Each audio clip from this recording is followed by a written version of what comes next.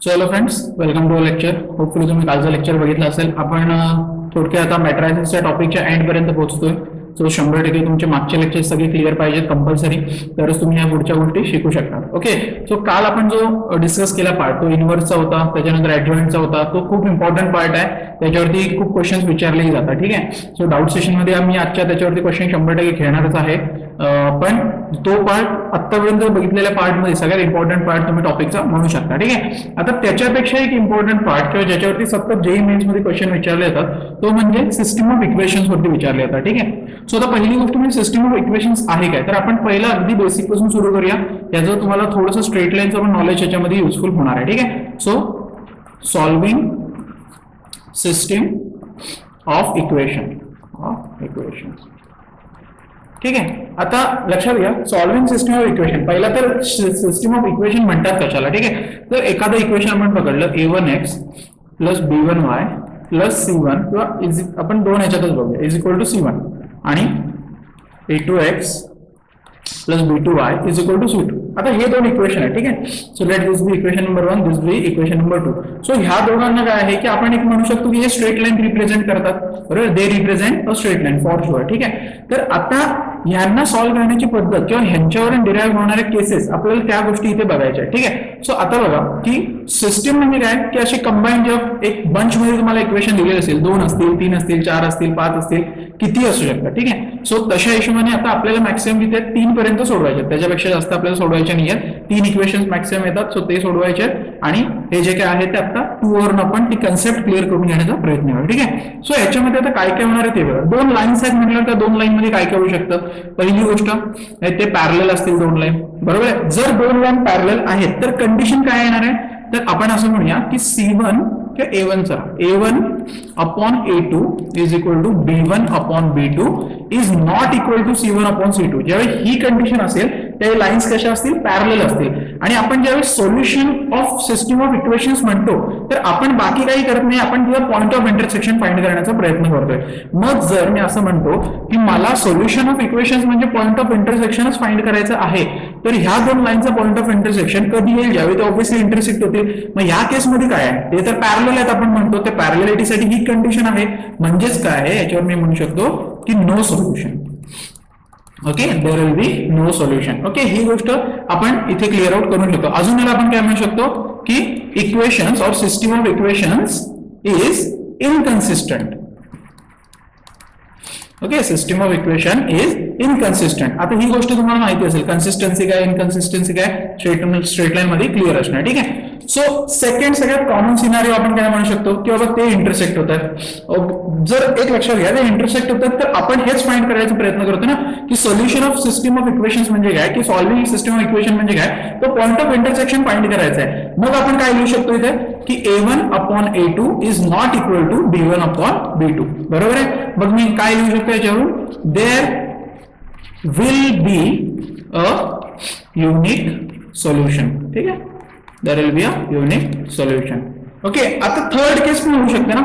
अजून एक केस बघा काय होऊ शकते. आता आपण काय म्हटलं, तुम्ही थोडंसं इमॅजिन करा की बाबा पहिली केस ती पॅरलल आहे. ठीक आहे, चलो इथपर्यंत मला गोष्टी क्लिअर झाल्या. 2 लाईन पॅरलल आहेत म्हणजे पॉईंट ऑफ इंटरसेक्शन काहीच होत नाहीये. त्याच्यानंतरची केस आपण काय म्हटलं, आणि त्याच्यामुळे आपण काय म्हटलं की सिस्टम ऑफ इक्वेशन्स कशा इनकन्सिस्टंट आहेत आणि 100% इनकन्सिस्टंट आहेत म्हटल्यानंतर त्याचं एकही सोल्युशन आपल्याला भेटणार नाही.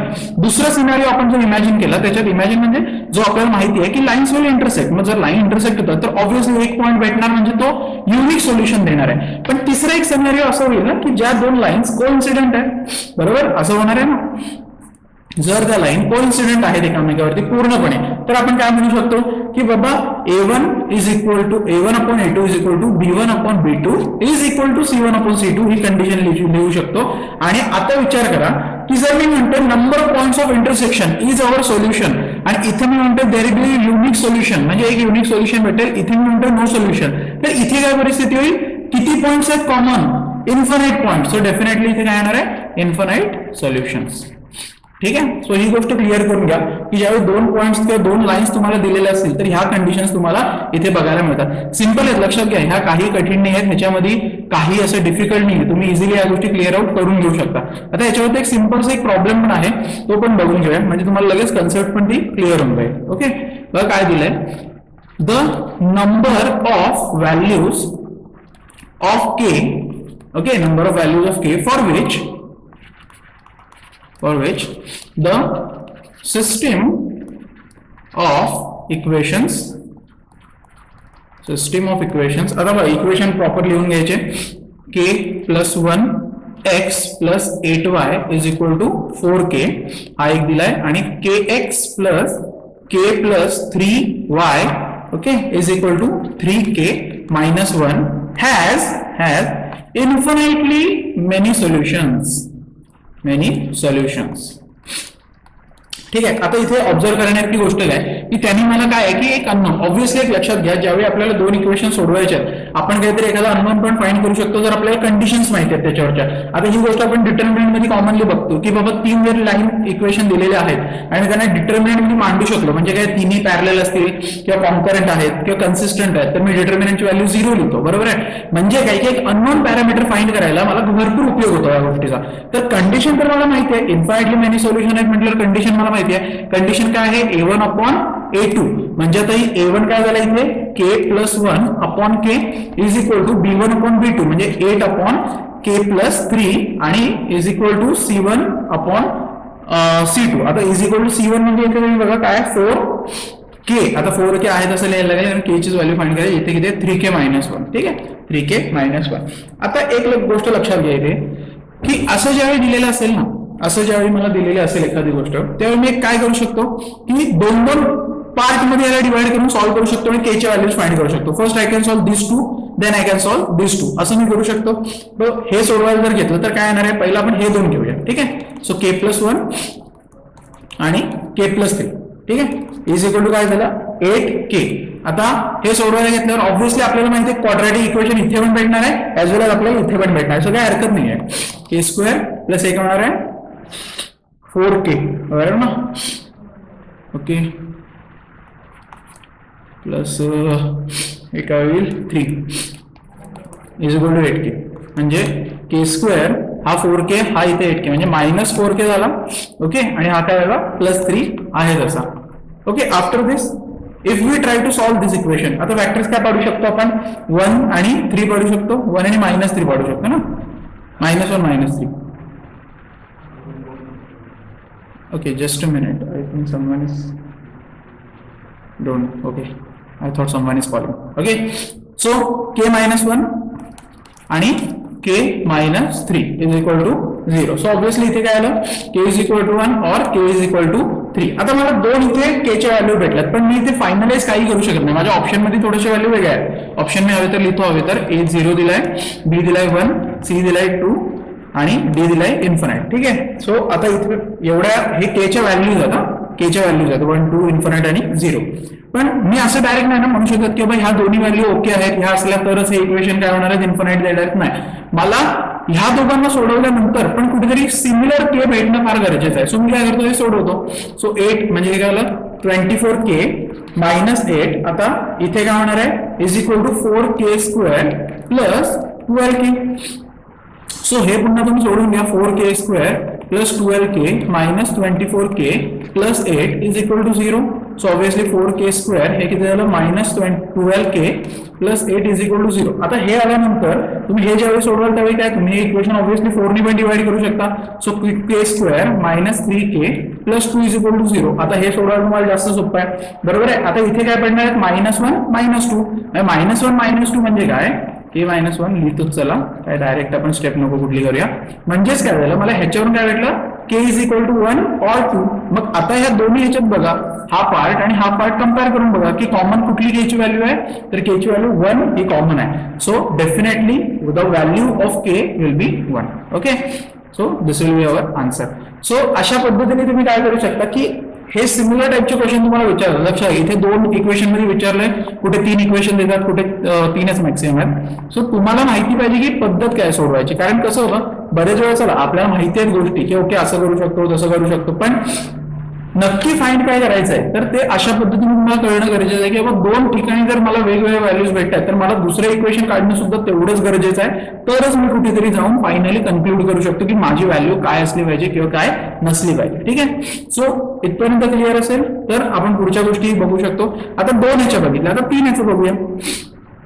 बरोबर आहे, 3 याचं बघून घेऊया. आता आपण ह्याला काय म्हणू शकतो, solving system of equation in 3 variable. Okay, 3 variables मध्ये आपण हे बघू शकतो. किंवा असं लिहिलं a1x plus b1y plus c1z is equal to, किंवा चला हे नको, तुम्हाला ह्याच्यातच क्लिअर करून देऊया पहिला, c1 असं बघा. ठीक आहे, आता 2 याचं बघितलं, आता 3 याचं बघू शकतो. a2x plus b2y is equal to c2 आणि a3x plus b3y is equal to c3. Okay, आता असं दिलेलं असेल त्यावेळी तुम्ही याच्यामध्ये काय करू शकता की आता हे 3 दिलेले आहेत गोष्टी. ठीक आहे, सो माझं म्हणणं आहे की ह्याला आपण डिटर्मिनंट फॉर्म मध्ये जास्त व्यवस्थित लिहू शकतो का, कारण 2 होते त्यावेळी मला काही प्रॉब्लेम नव्हता, मला कंडिशन जी होती ती मी इझिली इथे क्लिअर आउट करू शकत होतो. सो मी काय करू शकतो, याला डिटर्मिनंट मध्ये लिहू शकतो. सो a1 b1 आणि हा c1 नाही लिहिणार, मायनस ऑफ c1 लिहिणार, इथे a2 b2 आणि मायनस ऑफ c2, इथे a3 b3 आणि minus of c3.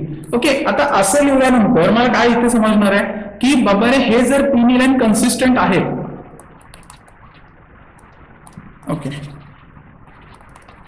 Consistent equation जर असतील तर ऑब्व्हियसली डिटर्मिनंटची व्हॅल्यू 0 येणार आहे. बरोबर आहे, if they are consistent value of determinant will be 0. पण हे वाईस वर्सा ही गोष्ट बोलू शकत नाही. म्हणजे जर मी असं म्हटलं ना की I have got determinant value 0 so definitely the system of equation is consistent, मी असं नाही बोलू शकत. मी असं बोलू शकतो की ते जर कन्सिस्टंट आहेत तर डिटर्मिनंटची व्हॅल्यू 100% कुठे ना कुठे 0 येणार आहे. आता याचा फायदा कुठे होता मला, आता जसं मागच्या ह्याच्यात आपण बघितलं की बाबा 2 इक्वेशन होते, इथे 3 इक्वेशन आहेत, इथे व्हेरिएबल 2च आहेत हे लक्षात घ्या, एक्स आणि वाय व्हेरिएबल आहे, सी इज कॉन्स्टंट. अजून मी 3 व्हेरिएबल पर्यंत गेलोच नाहीये, आपल्याला मॅक्सिमम 3 व्हेरिएबल वर फोकस करायचा आहे, पण इथे मी सध्या 2च व्हेरिएबल दाखवतो. इथे पण बघा एक्स आणि Y 2 variable, this is constant. आता 2 व्हेरिएबल आणि 2 इक्वेशन असं म्हणू शकतो आपण, आणि इथे 2 व्हेरिएबल 3 इक्वेशन. ओके, 3 इक्वेशन्स असं म्हणू शकतो. सो काय प्रॉब्लेम नाहीये. सो 2 व्हेरिएबल 2 इक्वेशनला तसं सोडवा आणि 3 इक्वेशन असतील त्यावेळी तुम्ही काय करा, डिटर्मिनंट फॉर्म मध्ये मांडा. आता ह्याच्यात पण कसं होतं की तुम्हाला एखादा अननोन दिलेला असेल, म्हणजे एक्स प्लस लॅम्बडा वाय वगैरे असं काहीतरी दिलेलं असेल, इज इक्वल टू समथिंग 0, असे दुसरं इक्वेशन अजून काहीतरी दिलेलं असेल, तिसरं इक्वेशन दिलेलं असेल, असं काहीतरी दिलेलं असेल तर तुम्ही हे काय करू शकता, डिटर्मिनंट फॉर्म मध्ये मांडू शकता, इक्वेट करू शकता 0ला, आणि तुम्ही काय म्हणू शकता की ओके अननोन व्हॅल्यू आपण फाइंड करू शकतो. ठीक आहे, सो आता फॉर एक्झाम्पल तुम्ही एखादं जर डिटर्मिनंट असं लिहिलं, ठीक आहे, एखादं डिटर्मिनंट तुम्ही लिहिलं ज्याच्यामध्ये काहीतरी लॅम्बडा एक अननोन आहे, ठीक आहे, इकडे कुठेतरी अननोन आहे, हे बाकीचं काही असू दे, काही फरक पडत नाही, आणि त्याला 0ला इक्वेट केल्यानंतर जर मला लॅम्बडाची व्हॅल्यू काहीतरी मिळाली, फॉर एक्झाम्पल 3 आणि 5 मिळाली, ठीक आहे, तर आता आहे ना, आता मला कोणी विचारलं की सिस्टम ऑफ इक्वेशन कन्सिस्टंट आहेत का किंवा नाही आहेत, तर मी काय करणार की हा 3 इथे टाकून बघणार की बाबा हे जस्टिफाय होतंय का, अदरवाईज मी 5 टाकून बघणार आणि त्याच्यावरती मी डिसाईड करणार की काय होतंय. ठीक आहे, सो ती गोष्ट क्लिअर करून घ्या, कारण काय होऊन जातं की आपल्याला आत्ता वाटतं की अरे चलो हे काही परीक्षेमध्ये ह्या गोष्टी येत नाहीत, कारण आता तुम्हाला ज्यावेळी पुढे जाऊ लेसन मध्ये त्यावेळी तुम्हाला जाणवेल की 3 व्हेरिएबल वरतीच क्वेश्चन जास्त येतात, पण ही गोष्ट जर क्लिअर झाली तर पुढच्या गोष्टी हळूहळू तुम्हाला कळणार आहेत. लक्षात घ्या, नाहीतर काय होतं की हीच गोष्ट क्लिअर होत नाही मुलांना आणि मग ते 3 इक्वेशन्स अजून डिफिकल्ट जातात, कारण की ते थोडासा रेफरन्स त्यांचा वेक्टर वगैरे मध्ये पण आपल्याला घेऊन जायला लागतो. ही गोष्ट क्लिअर करून घ्या. ठीक आहे, सो डेफिनेटली या पद्धतीने आपण या गोष्टी टॅकल करू शकतो, हे तुम्हाला क्लिअर होणं फार गरजेचं आहे. ठीक आहे, आता जसं आता लॅम्बडा इज इक्वल टू 3 आणि 5 ही काय व्हॅल्यू म्हणजे ह्याच्यातून आलेली नाहीये, मी एक रॅन्डम व्हॅल्यू मांडलेली आहे, तुम्हाला ह्याच व्हॅल्यू लॅम्बडाच्या घ्यायच्या असतात का, तर असं काही विषय नाही आहे, just I have wrote this thing. Okay, हे मी लिहिलेलं आहे. ओके, आणि आता जर हे लॅम्बडा टाकून जर मला काही ह्या व्हॅल्यूज टाकल्यानंतर जर माझं सॅटिस्फाय होत नसेल तर मी म्हणू शकतो नो सोल्युशन. ठीक आहे, there is no solution to the given equations. Okay, so हे लक्षात ठेवा, हे फक्त एक जस्ट तुम्हाला म्हणतात ना एक समजून घ्यायला की बाबा काय पुढे येणार आहे त्याच्यासाठी सांगितलंय. ओके, सो जराशी अंडरस्टँडिंग आली तरी ठीक आहे, थोडासा हा पार्ट आजचा डिफिकल्ट असणार आहे, याला तुम्हाला थोडा वेळ द्यावा लागेल. आता नेक्स्ट पॉइंट जो खूप इम्पॉर्टंट आहे तो म्हणजे system of equations with 3 variables. Okay, आता असं लिहूया सिस्टम ऑफ 3 व्हेरिएबल्स असं लिहितो. ठीक आहे, सिस्टम ऑफ 3 व्हेरिएबल्स. आता याच्यामध्ये काय येणार आहे समजलं असेल, मगाशी जे मी इक्वेशन लिहिलं b1y plus c1z is equal to d1. ठीक आहे, तसंच a2x plus b2y plus c2z is equal to D2 आणि A3X plus B3Y plus C3Z is equal to D3. ठीक आहे. सो आता हे इक्वेशन लिहिले. आता हे तुम्हाला कळत असतील की हे 1, 2 आणि 3 आपण असं म्हणूया 1, 2 आणि 3 हे 3 इक्वेशन्स आहेत. ठीक आहे. आता हे 3 इक्वेशन जे आहेत त्याच्यामध्ये आता बघा की याच्यावर मी काय काय कंडिशन्स किंवा केसेस डिराईव्ह करू शकतो हे फार महत्वाचं आहे. ओके. सो आता पहिली गोष्ट if I want to write delta म्हणजे जर डिटर्मिनंट लिहायचं आहे. ओके. आता त्याच्या आधी क्लिअर करून घेऊया की सिस्टीम ऑफ इक्वेशन सोडवायला 2 पद्धती आहेत. एक म्हणजे मॅट्रिक्स आणि दुसरी म्हणजे डिटर्मिनंटची मेथड. सो फर्स्ट आपण आज शिकून घेऊया ती म्हणजे डिटर्मिनंट मेथड. ओके. कारण ह्याला 2 आहेत मेथड्स, एक डिटर्मिनंट एक मॅट्रिक्स. आता डिटर्मिनंट मेथडला क्रॅमर्स रूल पण म्हणतात. ओके. क्रॅमर्स रूल पण म्हटलं जातं. क्रॅमर्स रूल आठवत असेल तर बघा तुम्हाला. ठीक आहे. सो काय आहे ते पहिला जाणून घेऊया, त्याच्याशिवाय पुढे जाण्यात मजा नाही. सो मी लिहितो डेल्टा. आता जर मला डेल्टा लिहायचं म्हटलं तर मी काय लिहिणार A1 B1 C1 A2 B2 C2 A3 B3 आणि C3. ठीक आहे. दिस विल बी माय डेल्टा. आता डेल्टा 1 मला लिहायचा आहे तो डेल्टा मी कसा लिहिणार, I will remove A1 A2 A3 आणि त्याच्याऐवजी मी काय लिहिन D1 D2 D3. So D1 D2 D3 आणि हे बाकी सेम ठेवेन B1 B2 B3 C1 C2 C3. Okay.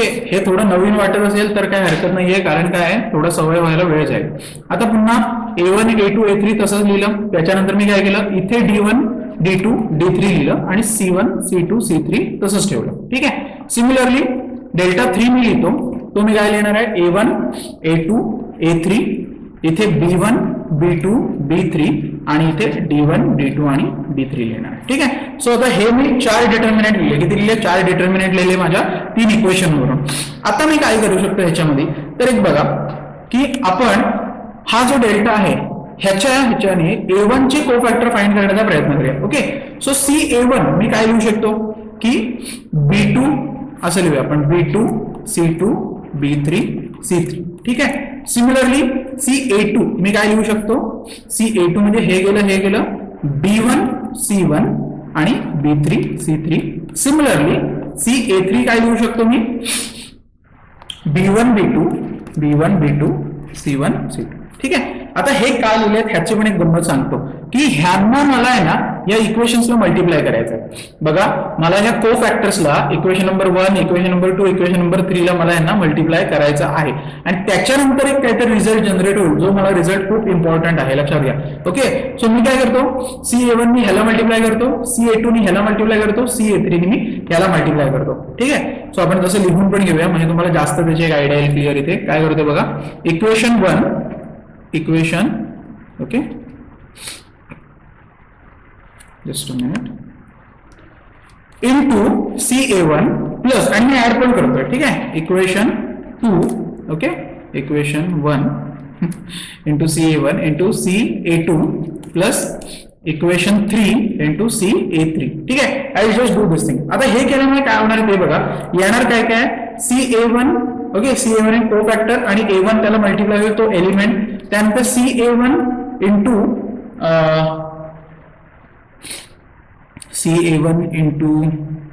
अच्छा हे आपण रिअरेंज करून घेऊया नंतर. पहिला आपण आता जे लेंदी काय येईल ते येऊ दे काय हरकत नाही. CA1 इंटू D1 ओके इथे X इथे Y त्याच्यानंतर CA1 into C1 Z is equal to CA1 into D1. ठीक आहे. हे असं काहीतरी येईल.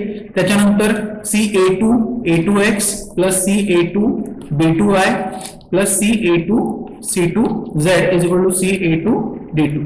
ठीक आहे. तसंच CA3 A3X plus CA3 B3Y plus CA3 C3Z is equal to CA3 D3. ठीक आहे. आता हे केल्यानंतर मी ह्यांना काय केले ऍड केले ना ह्यांना ऍड केले. आता मी जर बघितलं X चे कोएफिशिएंट एकत्र आणायचे म्हटलं तर CA1 A1 CA2 A2 CA3 A3 एकत्र आले X मध्ये बरोबर आहे. म्हणजे ते इक्वेशन असं दिसेल CA1 into A1 plus CA2 into A2 plus CA3 into A3 आणि हा झाला X चा कोएफिशिएंट बरोबर आहे. सिमिलरली इथे काय वाटतं गंमत होणार आहे बघा की B1 इंटू काय होईल CA1. ठीक आहे. प्लस इथे काय होणार आहे B2 इंटू CA2. ठीक आहे. आणि इथे B3 इंटू CA3. ठीक आहे. आता हे झाल्यामुळे ना थोडीशी तर गडबड होऊन जाणार वायला आणि झेडला. तुम्हाला जर आता थोडं क्लिअर होत असेल की काय मला म्हणायचं आहे तर तुम्हाला जास्त इथे बरं पडेल. Okay, C1 into CA2 sorry C2 into CA2 आणि C3 इंटू CA3 इथे Z. ठीक आहे, आता हे पुढचं आहे ते मी इकडे लिहून देतो. D1 CA1 plus D2 CA2 plus D3 CA3.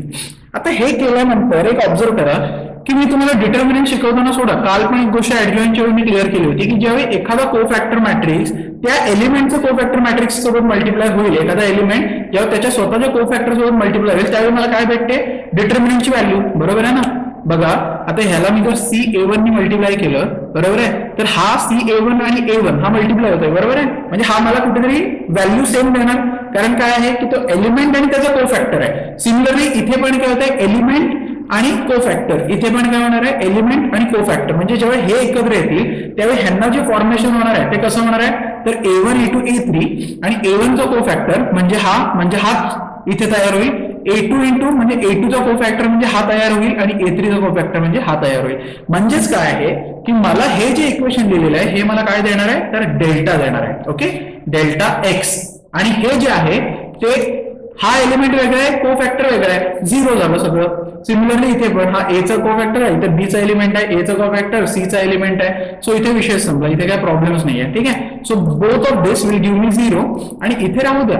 इथे काय होणार आहे, इथे एक इम्पॉर्टंट माझ्याशी गंमत होणार आहे. आता बघा CA1 ठीक आहे, त्याचा कोफॅक्टर आपण D1 सोबत मॅच होतोय की बघूया रे.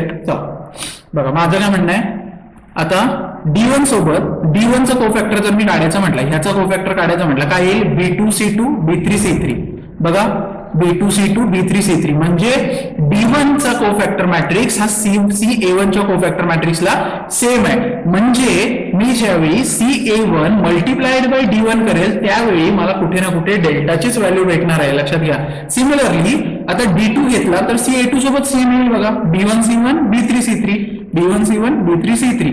सिमिलरली D3 ला बघा B1C1 B2C2 B1C1 B2C2. म्हणजे ज्यावेळी हे सगळे मल्टिप्लाय होणार आहेत मला काय देणार आहेत व्हॅल्यू तर डेल्टा 1 ची व्हॅल्यू देणार आहेत. ते लोक कसली व्हॅल्यू देणार आहेत मला, डेल्टा 1 ची व्हॅल्यू. कारण बघा आपला डेल्टा 1 कसा आहे, हा D1 D2 आणि D3 आहे. सो डेफिनेटली मला इथे डेल्टा 1 ची व्हॅल्यू भेटली. आता डेल्टा 1 ची जर मला व्हॅल्यू भेटले तर कंडिशन काय आली, delta x is equal to delta 1. Okay, so this is very very important condition. ह्या कंडिशनला पोहोचण्यासाठीच एवढी आपली मेहनत चालू आहे.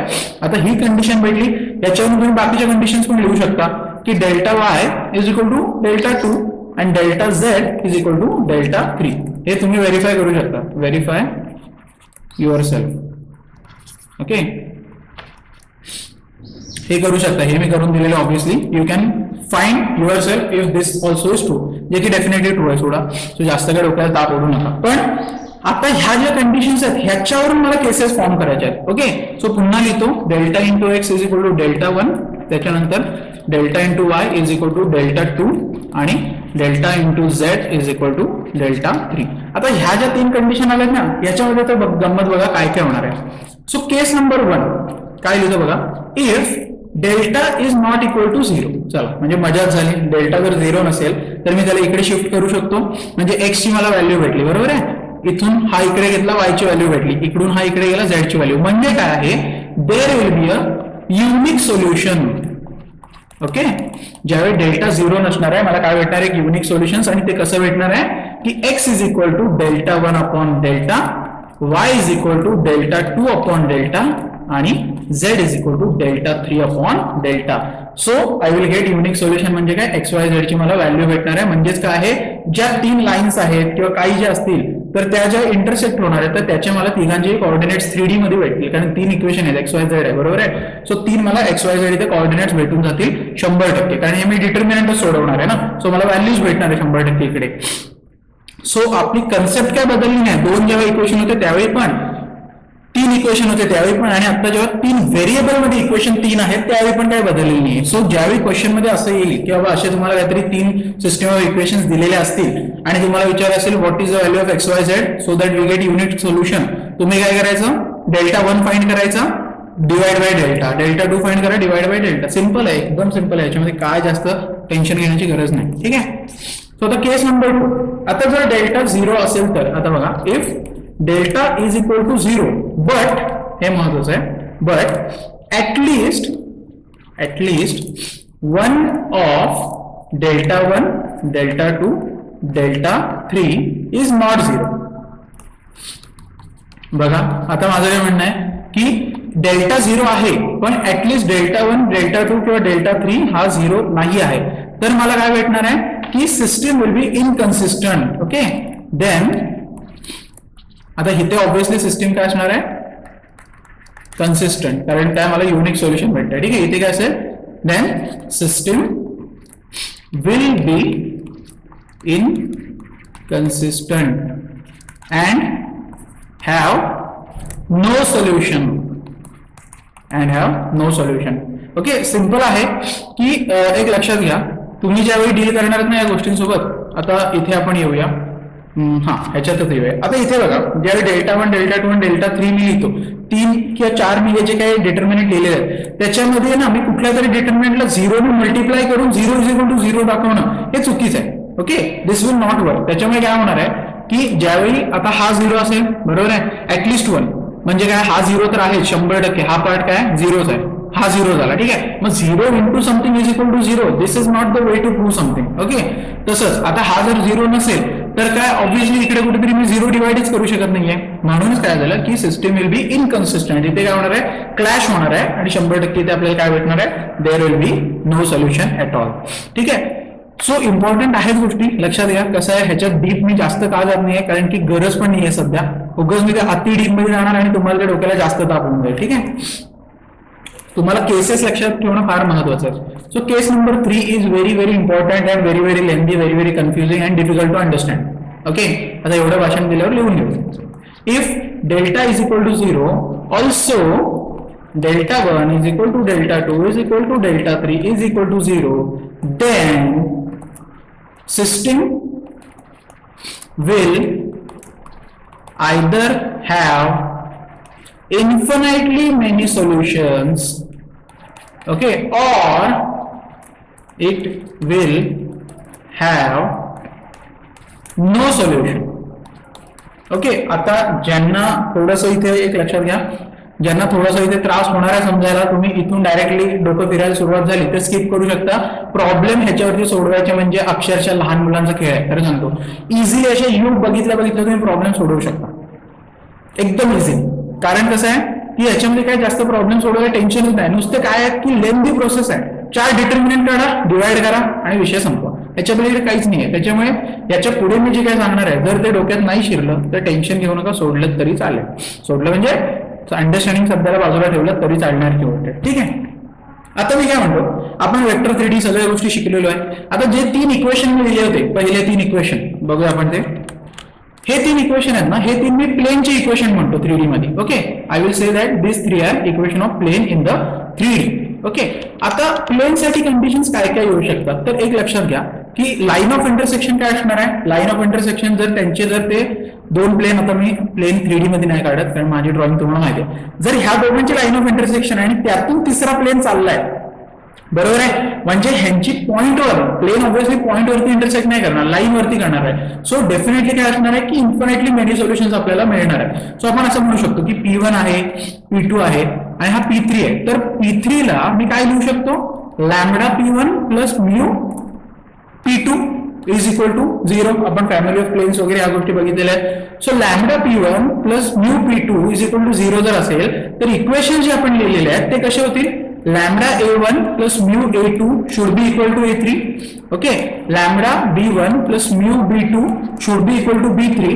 आणि हे जर दोन ट्रू आहेत तर lambda C1 plus mu C2 will be definitely equal to C3. Okay, असं म्हटल्यानंतर अजून एक कंडिशन मला चेक करायची आहे की जर माझे कॉन्स्टंट इक्वल आले, बघा माझे कॉन्स्टंट जर इक्वल आले, ठीक आहे, डी चे ज्या व्हॅल्यूज आहेत त्या सुद्धा जर हे इक्वेशन माझे सॅटिस्फाय करत असतील तर म्हणजे काय, lambda D1 plus mu D2 असं इज इक्वल टू D3 अशा पद्धतीने जर काय येत असेल तर मग एक लक्षात घ्या, 100% तुमचे प्लेन्स हे असे एकामेकाला इंटरसेक्ट होणारे प्लेन्स आहेत. ओके, सो ही गोष्ट क्लिअर असावी. सो कसं आहे की ह्या कंडिशन्स तुम्हाला समजल्या तर ठीक आहे. आता तुम्ही वेक्टर 3D बघितलेले आहेत, त्याच्यामुळे तुम्हाला थोडं इमॅजिन झालं असेल की प्लेन कसे इंटरसेक्ट होत आहे. अदरवाईज काय होणार आहे की दोन प्लेन्स असे जर इंटरसेक्ट होत आहेत आणि ही त्यांची लाईन ऑफ इंटरसेक्शन आहे, ही लाईन ऑफ इंटरसेक्शन आहे आणि तिसरा प्लेन इथे आहे बघा, हा P1 आहे, हा P2 आहे आणि हा P3 आहे, तर 100% इथे काय होणार आहे की lambda d1 plus mu d2 will not be equal to d3.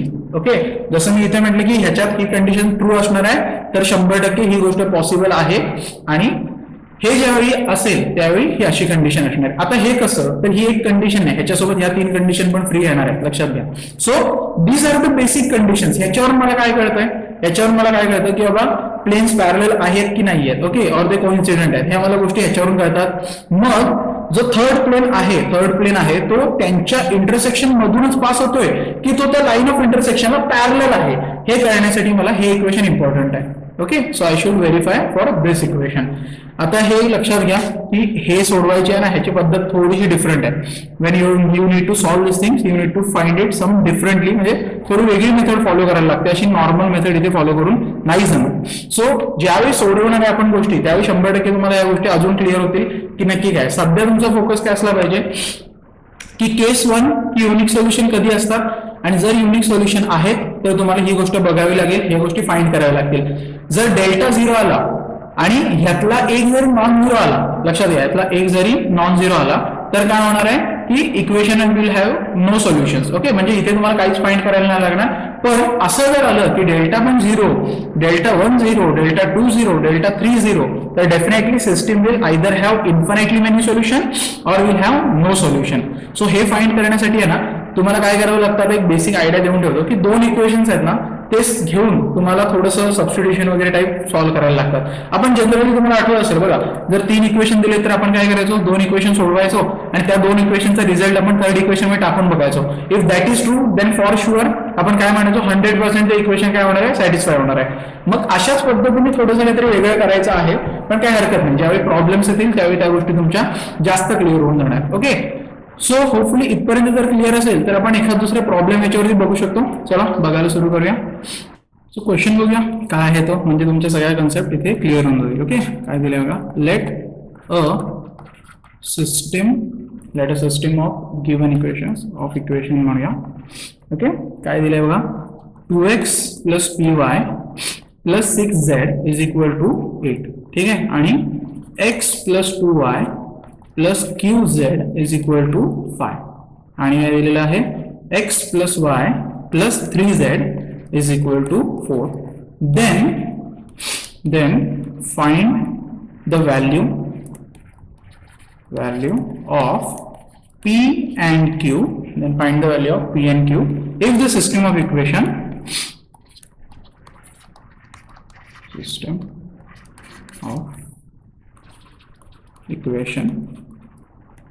have. आता याच्यात तिन्ही पार्ट आपण कव्हर करून घेऊया, म्हणजे आपल्याला इथेच एकाच प्रश्नात सगळ्या गोष्टी क्लिअर होऊन जातील. ठीक आहे, सो पहिला पार्ट काय, नो सोल्युशन म्हणूया, नो सोल्युशन. दुसरा पार्ट म्हणूया युनिक सोल्युशन, आणि तिसरा पार्ट म्हणूया इन्फिनिटली मेनी सोल्युशन्स. ठीक आहे, आता आपण एका फर्स्ट सेकंड थर्ड कुठलाही पार्ट सॉल्व्ह करू शकता. आता याच्यामध्ये एक पहिली गोष्ट म्हणजे ना कंडिशन्स मला माहिती असणं गरजेचं आहे. ठीक आहे, सो पहिलं मला युनिक सोल्युशन पासून सुरू करतो, कारण आपण त्याच्यावरती जास्त भर दिला होता. So we will solve this first. आता पहिली गोष्ट, युनिक सोल्युशन असण्यासाठी कंडिशन काय काय ते बघा. First of all delta must not be equal to 0. त्याच्यानंतर दिस एक्स वाय झेड जर मला फाइंड करायचे असतील तर मी अशा पद्धतीने फाइंड करू शकतो. म्हणजे काय आहे की मला काही झालं तरी सुद्धा ह्याच्यामध्ये आता पी अँड क्यूच्या व्हॅल्यू माहित नाहीये, मग मी असं कसं म्हणू शकतो की डेल्टा 0 आहे की नाहीये, तर आपण म्हणूच शकत नाहीये.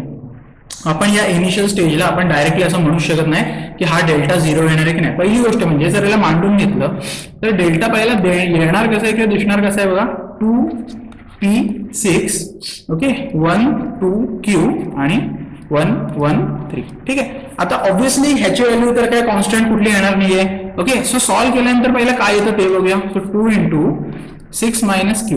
ठीक आहे, minus p into 3 minus q plus 6 into 1 minus 2. So हे काय झालं 12 minus 2q minus 3p plus pq okay plus 6 okay. आता हे काय डायरेक्टली पण करू शकतो थोडा -1 म्हणजे हे झालं -6 ठीक आहे. सो आता ह्याच्यानंतर काय थोडं रिअरेंज करून घ्या तुम्ही. काय करा -2q ओके इथे काय करा -3p प्लस pq इथे काय झालं -6 प्लस 12 म्हणजे हे झालं +6 ठीक आहे. आता +6 झालं त्याच्यानंतर मी आता काय करू शकतो 2 आहे ना. सो इथे मी जर कॉमन काढलं तर थोडं याला मला आता माझ्या पद्धतीने आपल्याला ह्याला थोडंसं टॅकल करायला लागेल. आता थोडंसं हे इक्वेशन लिहिताना ना असं ठेवलं तरी हरकत नाही, पण आहे ना मला काय प्रॉब्लेम होणार आहे असं इक्वेशन ठेवलं ना तर थोडासा इश्यू असा होईल की नंतर ज्यावेळी मला थोडं कॅन्सलेशन करायचं आहे, कारण आपल्याला फॉर्म्युला काय सांगतो delta X is equal to delta 1, मग X is equal to delta 1 upon delta, म्हणजे कुठेतरी मला डिव्हिजन पार्ट करायचा आहे. मग डिव्हिजनच्या वेळी ना हे प्रॉब्लेमॅटिक होईल. जर मी याला प्रोडक्ट मध्ये लिहू शकलो तर बरं होईल का, तर बघूया आपण प्रोडक्ट मध्ये कसं लिहिता येईल. इथे काय -2 म्हणजे कुठेतरी 2 मायनस मध्ये येणार आहे 100% आणि -3 म्हणजे -3 पण येणार आणि ह्या दोघांचं प्रोडक्ट मायनस मायनस मध्ये +6 देणार आहे. म्हणजे ऑब्व्हियसली इथे मला दिसतंय p-2 आणि q-3 मी लिहिलं तर वर्क होईल का बघूया आपण. pq -3p -2q + 6 आहे का, -3p -2q आणि pq + 6 येस. एकदा व्हेरीफाय करत चला. कसं आहे माहिती ओव्हर कॉन्फिडन्स मध्ये जाण्याची काही गरज नाहीये की मी फार हुशार आहे म्हणजे माझं हे बरोबर असेल. सो मी काय केलं याला ह्या पद्धतीने मांडून घेतलं ठीक आहे. आता हे तर मी सांगू शकत नाही की हे 0 कधी आहे कधी येऊ शकतं हे मी सांगू शकतो, आता तर म्हणू शकत नाही ना मी 0 आहे. मग मला सांगा की मी हे 0 आहे असं कुठल्या कंडिशनला म्हणू शकतो, तर ज्यावेळी p = 2 असेल तरी 0 येईल किंवा q = 3 असेल तरी 0 येईल ठीक आहे, किंवा दोन्ही = 2 आणि 3 असेल तरी 0 येईल. म्हणजे काय आपल्याला पुढे जाऊन केसेस बनवायच्या ठीक आहे. पण आता सध्या आपण फोकस काय करतोय युनिक सोल्युशन वरती आपण फोकस करण्याचा प्रयत्न करतोय. म्हणजेच मला डेल्टा 1 पण काढावं लागेल बरोबर आहे. आता डेल्टा 1 काढण्यासाठी तुम्हाला माहिती आहे ही रो पूर्ण काढून टाकायची आणि त्याच्याऐवजी काय लिहायची 8, 5 आणि 4 लिहायचं ठीक आहे. सो 8, 5 आणि 4 लिहिलं, बाकी हे तसंच p21 p21 त्यानंतर 6q3 6q3 हे तसं लिहिलं ठीक आहे. आता हे पण तुम्ही सोडवून काढा. 8 × 6 - q -p × काय झालं 15 आणि हा q आहे ना -4q + 6 × 5 - 8 ठीक आहे. सो अगेन 8 × आता हे 6 - q तसंच ठेवूया ठीक आहे. आपल्याला बघूया कुठे फायदा होतो का याचा. -p × 15 - 4q आता हे पण तसंच ठेवूया आणि इथे +6 आणि हे किती होणार आहे -3 म्हणजे -18 ठीक आहे. सो आता हे आल्यानंतर थोडंसं इथे ना थोडं कॉम्प्लिकेशन वाटणार की अरे हे कसं लिहिणार, मला इथे काय असं एक्झॅक्टली मला आता कळत नाही की कुठल्या पद्धतीने मी याला लिहू शकतो, कारण इथे काय मागच्या सारखं असं अगदी सिंपल मला इथे दिसत नाही. मग तुम्हाला ऑब्व्हियसली थोडंसं तुमचं मॅथमॅटिकल जो तुमचं यूज आहे डोकं ते यूज करा आणि लिहा. -4q दिसतंय इथे -p दिसतंय म्हणजे ह्याचे कोएफिशियंट मला 4q आणि p कुठेतरी मी म्हणू शकतो ठीक आहे. आता बघा जर मी असं लिहिलं की p - 2 × 4q - 15 बघूया हे सॉल्व करून. p × 4q किती येणार आहे तर बरं ना 4pq ठीक आहे. सो इथे +4q pq मला दिसतंय. अजून हवे तर हे तुम्ही सिंपल करू शकता, असं काही प्रश्न नाहीये ओके. सो हे तसंच ठेवलं तुम्ही आणि हा q तर हे p इथे आतमध्ये येऊन गेला तर हा -p हा -4 प्लस आणि 4pq म्हणजे 4pq मला पहिली टर्म देते ठीक आहे. सिमिलरली -2 ओके इंटू दिस -8 म्हणजे -8q मला इथं दिसतोय ठीक आहे. So similarly you can verify you will get that this is same okay. So ह्याला पण असंच ठेवूया okay. Will keep this as it is. Again will go to delta 2. लक्षात घ्या प्रोसिजर लेंदी आहे त्याला पर्याय नाही. सो 2 1 1 8 5 आणि 6 8 5 1 होता ना आणि 6q आणि 3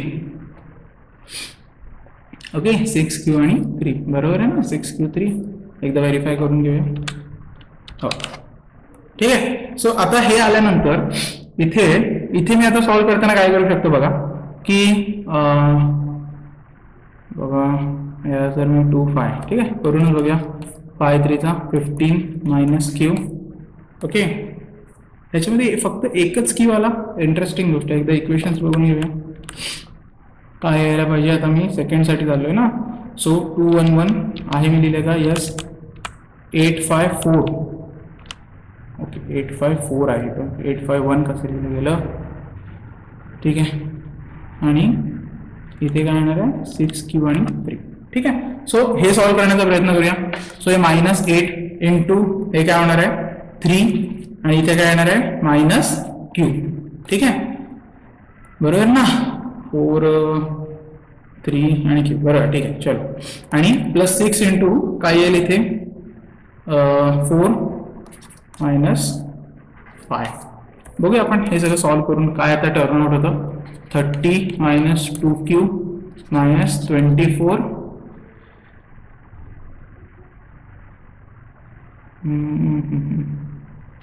-8Q.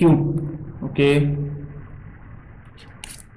+6 इंटू हे किती झालं -1 म्हणजे -6. ठीक आहे, होऊ शकतो. 30 - 2Q. ओके, प्लस इथे 8Q -24 -6. ठीक आहे, सो हे काय झालं 30 आणि हे झालं -30 आणि इथे किती झालं -6Q झालं. ठीक आहे, सॉरी +6Q. हे किती झालं 6Q एवढंच इथे उत्तर आपलं राहतं. ठीक आहे, सो आता एक बघा की हे ऑब्विसली कॅन्सल झालं. आता डेल्टा 3 कडे आपण जाऊ शकतो. If our calculations are not wrong.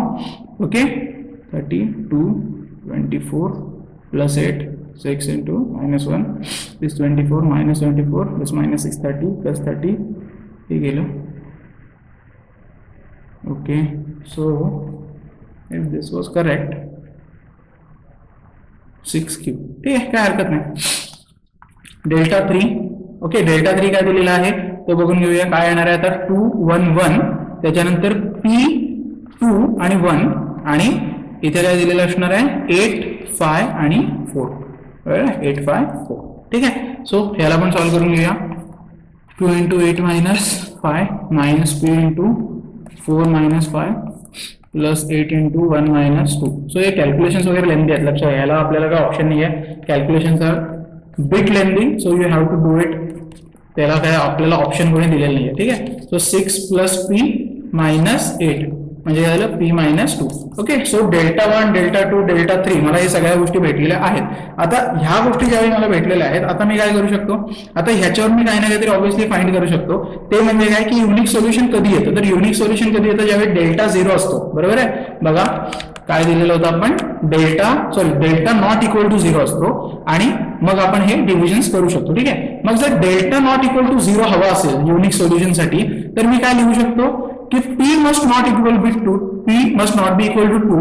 Also, Q must not be equal to 3. Okay, if this is the case, then delta will not be equal to 0, and we will get unique solution.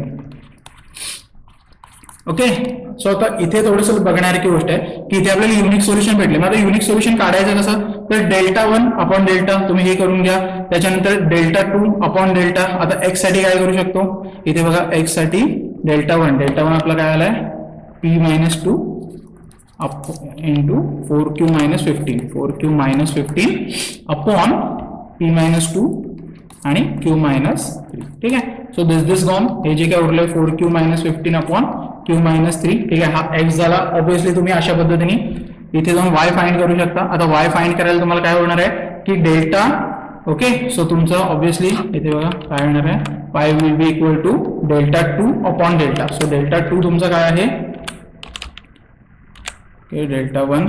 Delta 2 काय आहे 6Q upon हे जे काय आलंय तुमचं P - 2 Q - 3 P - 2 आणि Q - 3. ठीक आहे, so keep it as it is. आपल्याला तसंही काही PQच्या व्हॅल्यूज आता सध्या घ्यायच्या नाही आहेत. आपल्याला फक्त जस्ट एक कंडिशन्स डिराईव्ह करायचे की कुठल्या व्हॅल्यूला युनिक सोल्युशन असू शकतं किंवा नसू शकतं, एवढंच फक्त आपल्याला बघायचं आहे. ओके, त्याच्यानंतर Z ला तुम्ही काय करू शकता, ऑब्व्हियसली P - 2 आहे म्हटलं Z is equal to P - 2 upon P - 2 P - 3. So हे कॅन्सल झालं. So 1 upon P - 3. सो ह्या झाल्या तुमच्या XYZ च्या व्हॅल्यूज. लक्षात घ्या, म्हणजे युनिक सोल्युशन तुम्हाला भेटलं कारण तुम्ही व्हॅल्यूज फाइंड करू शकला. ठीक, due to some technical issues मध्येच रेकॉर्डिंग थांबली होती. Okay, so we will begin from where we have left. Okay, so आपण काय फाइंड केलं होतं, Z पर्यंत फाइंड केल्या त्या गोष्टी. ठीक आहे, म्हणजे आपण फर्स्ट पार्ट पर्यंत बघितल्या होत्या गोष्टी. म्हणजे काय आहे की ज्यावेळी युनिक सोल्युशन असेल त्यावेळी काय काय असणार आहे. ओके, सो इथपर्यंत आलो होतो आपण, हे झालं होतं.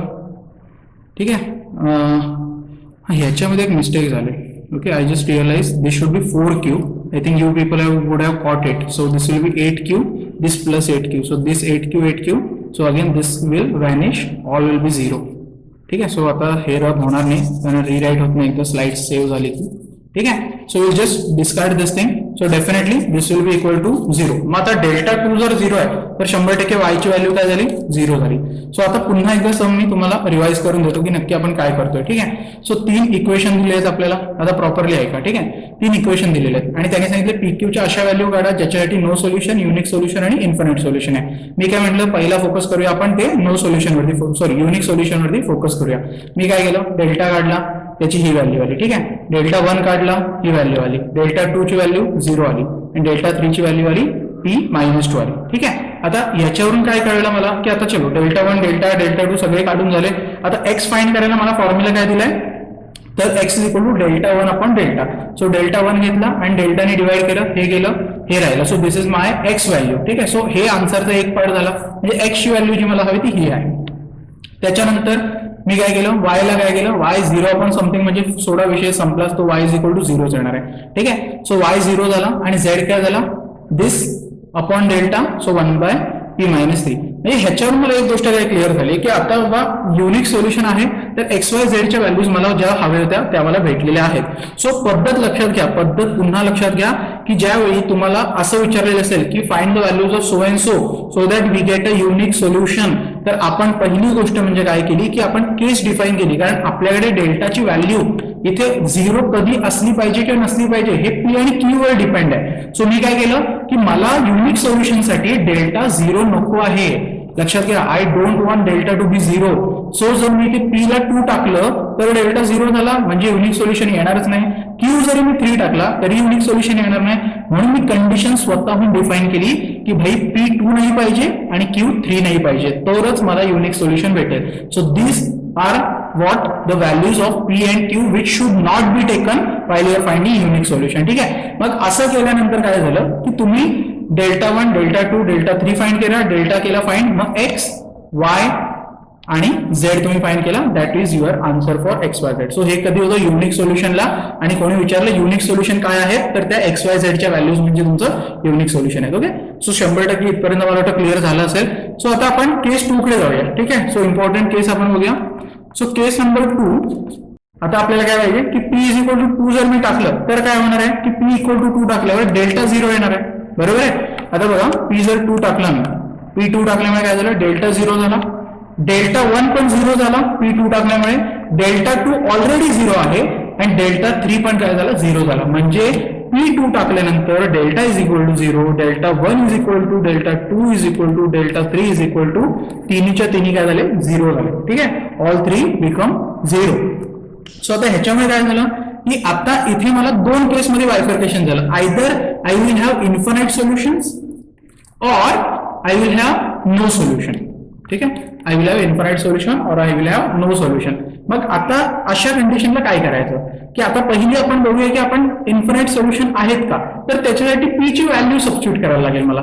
सो P ची व्हॅल्यू जर मी इक्वेशन नंबर 1 मध्ये टाकली तर काय होणार आहे बघा, इक्वेशन 1 काय दिलंय मला, 2x plus 2y plus 6z. बरोबर आहे. म्हणजे 2x plus 2y plus 6z is equal to 8. हे झालं पहिलं इक्वेशन P ची व्हॅल्यू टाकल्यानंतर. So equation number 1.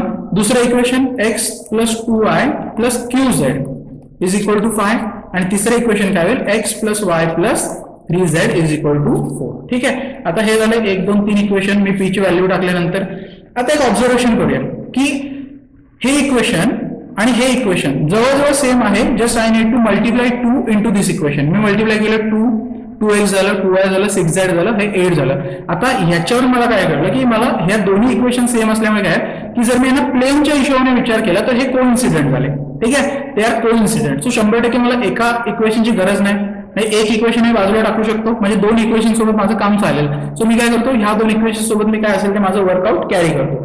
ठीक आहे. आता इथे बघण्यासारखी गोष्ट आहे की x आणि y चे कोऑर्डिनेट्स ऑब्झर्व करा. ह्याचे 1, 1 आहेत पण ह्याचे 2, 1 आहेत. बरोबर आहे. 1:1, 2:1 आहे. म्हणजेच काय की हे प्लेन पॅरलल नाही आहेत. बरोबर आहे. हे प्लेन पॅरलल नाही आहेत, म्हणजेच हे प्लेन कोइन्सिडेंट नाही, हे इंटरसेक्टिंग प्लेन्स आहेत. मग जर इंटरसेक्टिंग प्लेन्स आहेत तर ते इन्फिनिटली आपल्याला मेनी सोल्युशन्स प्रोव्हाइड करणार. ठीक आहे. सो हे तुमचं लॉजिक करून तुम्हाला इझिली इथे कळलं पाहिजे, इन्फिनाइट मेनी सोल्युशन्स तुम्हाला इथे बघायला मिळते. ठीक आहे, इन्फिनाइटली मेनी सोल्युशन्स अवेलेबल असणार आहेत. आता कोणी विचारलं किंवा इन्फिनाइटली मेनी सोल्युशन्स आहेत, तर तुम्ही सांगितलं लॉजिकली, मग ते कसे आहेत हे सांगा.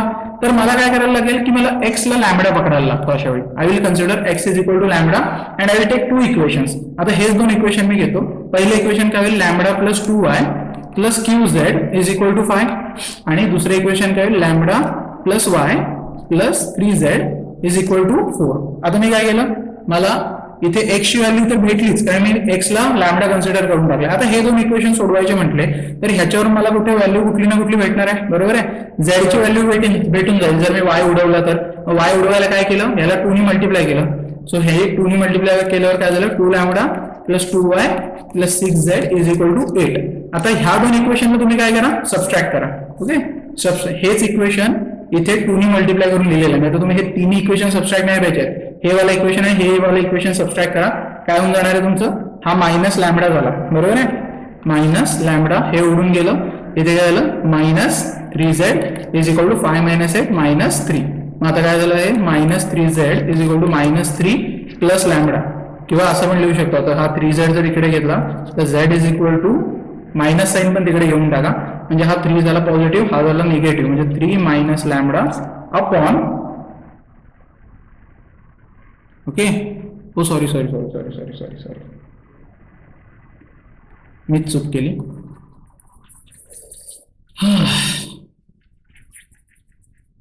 ठीक आहे,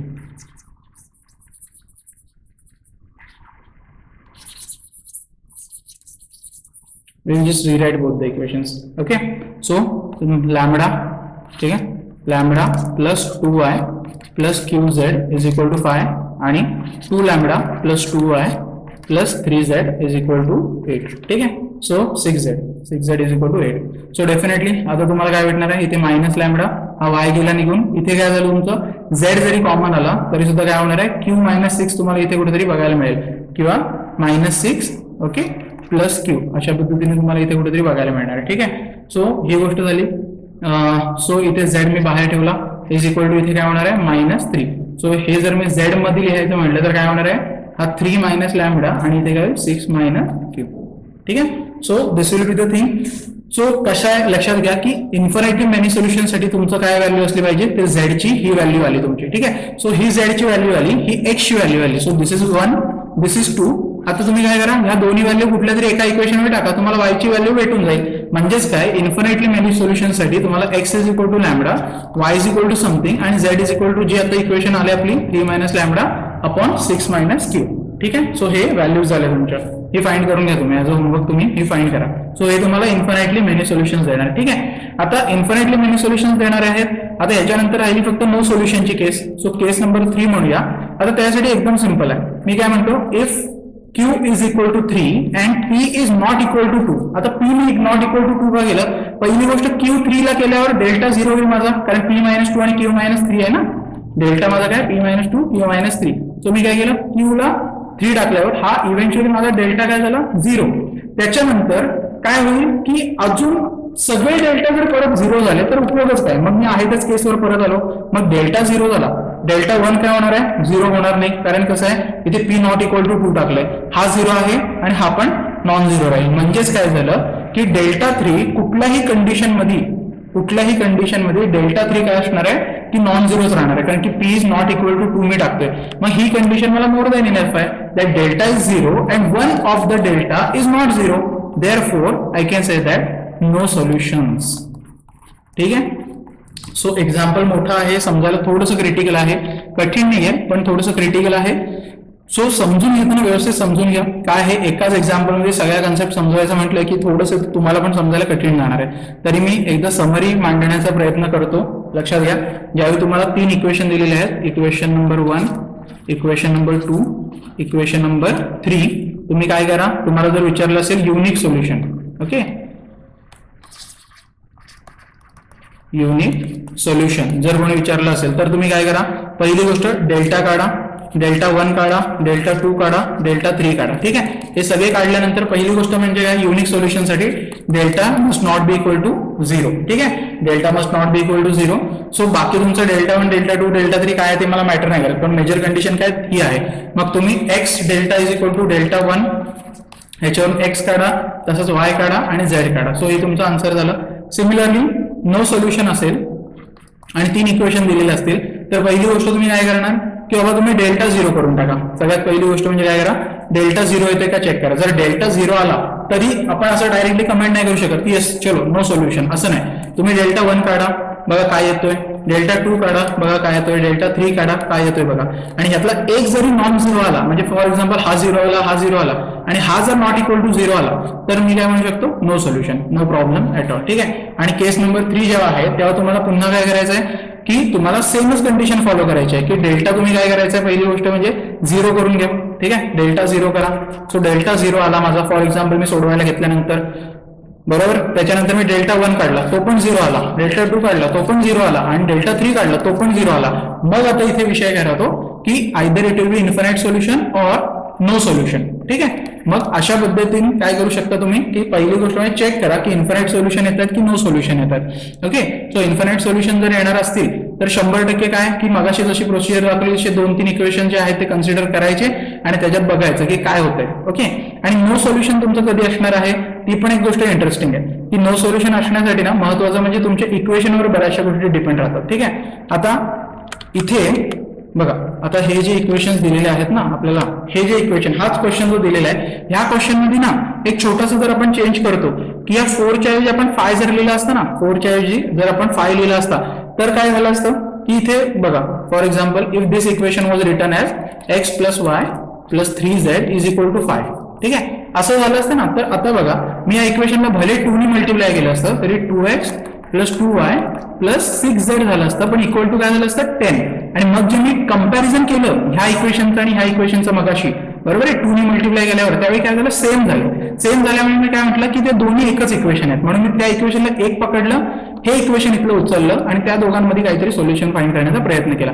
पण आता काय होणार आहे की हा 2x ला सेम आहे, 2y कुठेतरी इथे 2y ला सेम असणार आहे. ठीक आहे, तसंच इथे 6z ला इथे कुठेतरी सेम असणार आहे. सो अशा पद्धतीने गेल्यानंतर काय होणार आहे की बाबा रे की म्हणतात ना, मी व्हॅल्यू सबस्टिट्यूट केल्यानंतर जर माझे कोएफिशियंट्स 2, 2 आणि 6 मॅच होत आहे पण हा मॅच होत नाहीये तर 100% ते काय असणार आहे, पॅरलल असणार आहे. ठीक आहे, they will be parallel planes आणि 100% मग नो सोल्युशन येणार आहे. बघा तुम्ही 8वा स्टेप, आपण पी ची व्हॅल्यू टाकली होती, बरोबर आहे. बघा इथे आलो आपण, इथे आल्यानंतर आपण काय केलं होतं, पी ची व्हॅल्यू सबस्टिट्यूट केली, बरोबर आहे. पी आपल्याला इथे लॅम्बडा भेटला होता, लॅम्बडा आपल्याला काय इथे, सॉरी लॅम्बडा नाही, आपण इथे पी ची व्हॅल्यू काय होती 2 टाकली होती. त्याच्यामुळे आपल्याला काय झालं की सगळे डेल्टा 0 झाले, डेल्टा पण 0 झाला. मग पी ज्यावेळी मी 2 टाकला आणि इक्वेशन मी टाकलं तर इक्वेशन कम्पेअर केल्यावर मला कळलं फर्स्ट आणि सेकंड इक्वेशन अगदी सेम आहेत, म्हणजे ते कोइन्सिडेंट आहेत. मग कोइन्सिडेंट आहेत, मग मी त्यातला एकच इक्वेशन घेतला, काय 2 इक्वेशन घेऊन उपयोग नाही, सेमच इक्वेशन आहेत म्हटल्यावर काय उपयोग. मग त्यातले आणि हा दुसरा उरलेला इक्वेशन घेऊन मी काही ना काहीतरी फाइंड करण्याचा प्रयत्न केला. त्यामध्ये पण काय केलं, एकाला x is equal to lambda पकडलं आणि मग वाय आणि झेड फाइंड केलं. ठीक आहे, पण जर हेच इक्वेशन मध्ये बदल असा असता की या 4 च्या ऐवजी तर इक्वेशन मध्ये 5 लिहिलेलं असतं आणि मी पी फाइंड केलेला जो आहे आणि 2 टाकला असता तर हे जे इक्वेशन आहे हे मॅच नसतं झालं. इथे हा व्हॅल्यू 8 आणि हा व्हॅल्यू काय झाला असता 10, म्हणजे 100% काय ते पॅरलल प्लेन झाले असते आणि आन्सर मध्ये इथे नो सोल्युशन आलं असतं. ठीक आहे, सो पुन्हा एक लक्षात घ्या, होऊ शकतं की तुम्हाला हा प्रॉब्लेम आता नसेल समजला, मला म्हणजे मी असं म्हणतो की असं होऊ शकतं, this can be the case that you are not understood what have explained over here. थोडं समजलं असेल, थोडं नसेल समजलं, असं पण होऊ शकतं. बट केअरफुली प्रॉपरली एकदा बघा, शांतपणे एकदा बघून घ्या किंवा कशा पद्धतीने सोडवलंय. म्हणूनच मुद्दा म्हणजे मी हे इथे नंतर जो आराखडा ओढून दिला ना तुम्हाला किंवा युनिक सोल्युशनला काय करायचं, त्याच्यानंतर नो सोल्युशनला काय करायचं, इन्फिनाइट आणि ह्याच्यासाठी काय करायचं, तर ह्या गोष्टी थोड्या एकदा बघा आणि तुम्ही स्वतःहून तो न बघता एकदा प्रॉब्लेम सोडवायचा प्रयत्न करा, 100% तुम्हाला तो प्रॉब्लेम जमणार आहे. ठीक आहे, सो हा सगळ्या कन्सेप्टवरती बेस्ट एक प्रॉब्लेम होता. आता सिंपल प्रॉब्लेम्स कसे येतात बघा, की इक्वेशन दिले 2x minus y plus 2z is equal to 2 आणि x minus 2y minus z is equal to -4 आणि x plus y plus lambda z is equal to 4. आता असं दिलेलं आहे आणि find value of lambda, okay, such that given system has no solutions. Okay, त्याने सरळ म्हटलंय लॅम्बडाची अशी व्हॅल्यू की नो सोल्युशन आहे. आज नो सोल्युशन आहे म्हटलं मी काय करू शकतो, डेल्टाला 0 ला इक्वेट केलं. सो डेल्टाला 0 ला इक्वेट केलं, हे लिहिलं -1 -2 1 2 -1 लॅम्बडा आणि इक्वल टू 0. याच्यावरून 100% मला लॅम्बडा भेटून जाईल. I can find lambda over here. बरोबर आहे. मग जर मी इथे लॅम्बडा आता काढूनच घेऊया, त्याला लिहिलंय तर आपण काढून घेऊया की 2 काय होणार बघा, 2 into -2 लॅम्बडा -1. ओके, आता आहे -z. Okay, this will B -2. Okay, this is +z. Sorry. Okay, this is +z. So this is -1. त्याच्यानंतर काय आलं +1, कारण -1 घेणार आपण. लॅम्बडा -1 आणि इथे काय येणार आहे +2 into 1 + 2. ठीक आहे. सो सॉल्व दिस थिंग. सो हे काय होणार आहे -4 लॅम्बडा -2, इथे प्लस लॅम्बडा -1, इथे +2 +6 लिहून टाका. ठीक आहे. म्हणजेच काय, इथून तुम्हाला काय भेटलं -3 लॅम्बडा, कारण हे झालं इथे -2 -1 -3 आणि हे 3 म्हणजे +3 झालं आणि तो तिकडे जाऊन -3 होईल. So -3 lambda is equal to -3. So lambda is equal to 1. So lambda is equal to 1 भेटला. माझ्या ऑप्शन मध्ये पण लॅम्बडा इज इक्वल टू 1 आहे, पण याचा अर्थ असं नाही की मी directly lambda is equal to 1 answer लिहून टाकलं. नाही, मला नो सोल्युशन साठी कंडिशन काय आहे की बाबा डेल्टा 0 असला पाहिजे. पण महत्वाची कंडिशन इथे काय आहे की आपल्याला एक गोष्ट माहिती आहे की डेल्टा 1 डेल्टा 2 आणि डेल्टा 3 मध्ये एक तरी नॉन झिरो असला पाहिजे. At least one must be non zero. म्हणजे 1 2 जर 0 आले तरी चालतील, पण हा नॉन झिरो पाहिजे, किंवा हे 2 0 आले तर ऍटलिस्ट हा नॉन झिरो पाहिजे. सो ही कंडिशन मी जर फॉलो केली, जी की इथं तुम्हाला दाखवली बघा, की ऍटलिस्ट 1 शुड बी. आता काय प्रत्येक वेळी डेल्टा 3च नाही असं म्हणू शकतो की डेल्टा 1 नॉन झिरो झाला आणि डेल्टा 2 आणि डेल्टा 3 दोघंही 0 झाले, असं पण होईल कंडिशन. किंवा डेल्टा 1 आणि डेल्टा 3 0 झाले पण डेल्टा 2 नॉन झिरो झाला. म्हणजेच काय, ऍटलिस्ट 1 इज नॉन झिरो. बरोबर आहे ना. मग ते मला इथे दाखवल्याशिवाय मी आन्सर कन्क्लूड नाही करू शकत. मग मला काय करावं लागेल की डेल्टा 1 काढावं लागेल, बघावं लागेल 0 येतोय का. जर नाही आला तर कन्क्लूड करून टाका, मग पुढे फाइंड करायची गरज नाहीये. For example, if your delta 1 is something XYZ non zero आला, so I can say that lambda is equal to 1 is correct. But म्हणतात ना कधीतरी होतं असं की हा पण 0, डेल्टा 2 पण 0 आला, मग डेल्टा 3 काढावाच लागेल. आणि मग तो जर XYZ आला, जो की येईलच कुठेतरी, हा किंवा हा कोणतरी व्हॅल्यू देऊन जाईल, मग मी म्हणू शकतो yes lambda is equal to 1 is my final answer. पण नुसतं हे काढलं आणि ऑप्शन मध्ये 1 दिसतोय म्हणून टिक केलं तर ते चुकीचं पण होऊ शकतं. So this will be your homework part. Verify yourself for this. या गोष्टी क्लिअर होऊन जातील. ओके. सो कसं आहे, तो मागचा प्रॉब्लेम जनरल होता. लक्षात घ्या, मागचा प्रॉब्लेम कसा होता की जनरल होता, की आपल्याला बऱ्याचशा गोष्टी अशा होत्या की बाबा अननोन दिलेल्या होत्या. आता अगदी सिंपल क्वेश्चन मध्ये काय येतं की तुम्हाला ना X, Y आणि Z च्या व्हॅल्यू फाइंड करायला सांगतात आणि हे बाकी सगळं जवळजवळ दिलेलंच असतं. म्हणजे काय, नुसतं दनादन तुम्हाला फक्त डेल्टा काढायचा आहे. म्हणतात ना अननोन काहीच नसतं इक्वेशन मध्ये, काही अननोन आहे. एकदम सिंपल टाईपचे क्वेश्चन्स आहेत, ते तुम्हाला डीपी मध्ये वगैरे पण बघायला मिळतील कुठेतरी. ठीक आहे. सो आहे माझ्याकडे इथे डीपीबी, बघूया असा एखादा क्वेश्चन आहे का. हे असे आहेत बोर्ड मध्ये तर येतात असले, पण जेई मध्ये ते लोक काय करतात, एखादा अननोन देतात, पण मला वाटतं तो तुम्हाला सोडवता आला पाहिजे. ठीक आहे. सो तुमचा होमवर्क म्हणजे ह्या लेक्चर नंतर तुम्हाला खास करून जो एक क्वेश्चन मी सोडवायला सांगेन तो म्हणजे एक DPP 5 मधला आहे बघा. DPP 5 मध्ये जायचं. ठीक आहे. आता DPP 5 मध्ये झाल्यानंतर तुम्ही काय करायचं, पहिली गोष्ट 12th नंबर क्वेश्चन सोडवायचा. क्वेश्चन नंबर 12 एक सोडवायचा, त्याच्यानंतर क्वेश्चन नंबर 13 एक सोडवायचा. हे 2 क्वेश्चन तर ऍटलीस्ट सोडवा, म्हणजे तुमच्या कन्सेप्ट भक्कम होऊन जातील, म्हणजे तुमचं लगेच गोष्टी क्लिअर होऊन जातील इथे. ठीक आहे. सो बघा, नसेल समजलं तरी परत रिपीट लेक्चर बघा, समजून जाईल. जेवढं सिंपल करता येईल तेवढं मी सिंपल समजवण्याचा प्रयत्न केलाय. सो तुम्हाला त्या गोष्टी स्वतःहून सोडवल्याशिवाय जास्त कळणार नाही. सो हे 3D वगैरे ह्या ज्या गोष्टी आहेत त्या थोड्याशा कळायला तुम्हाला 3Dचं आलं पाहिजे. आणि ही गोष्ट आम्ही बघितलेली आहे की मुलांना हे थोडंसं सोडवताना प्रॉब्लेम्स येतात, पण कॅल्क्युलेशन मिस्टेक होते. कन्सेप्ट मध्ये मुलांचा काय प्रॉब्लेम नसतो. ठीक आहे. सो मला वाटतं इथपर्यंत गोष्टी क्लिअर असतील तर तुम्ही हे गोष्टी सोडवून मला पाठवा. आणि तरीही नाही समजलं तरी आपण काय करू, मग नेक्स्ट लेक्चरला ना एखादा प्रॉब्लेम जो असेल तो अजून एक प्रॉब्लेम आपण सोडवण्याचा प्रयत्न करूया. If you are not understood it, otherwise if you understood well and good. मग आपल्याला जो एक सेकंड पार्ट आहे, म्हणजे तो आता आपण डिटर्मिनंट मेथड बघितली, तसा सिस्टम ऑफ इक्वेशन सोडवायला मॅट्रिक्स फॉर्म पण आहे किंवा मॅट्रिक्स मेथड पण आहे, ती आपण फायनल लेक्चर मध्ये बघणार आहे. फायनल म्हणजे थिअरीच्या वेळेस पुढचा लेक्चर फायनल असेल, त्याच्यानंतर आपण बघूया प्रिव्हियस इयर प्रॉब्लेम वगैरे अशा टाइप मध्ये जे आपण कंटिन्यू करतो ते कंटिन्यू करूया. ठीक आहे. सो चला भेटूया आपण नेक्स्ट लेक्चर मध्ये. तोपर्यंत थँक्यू, बाय.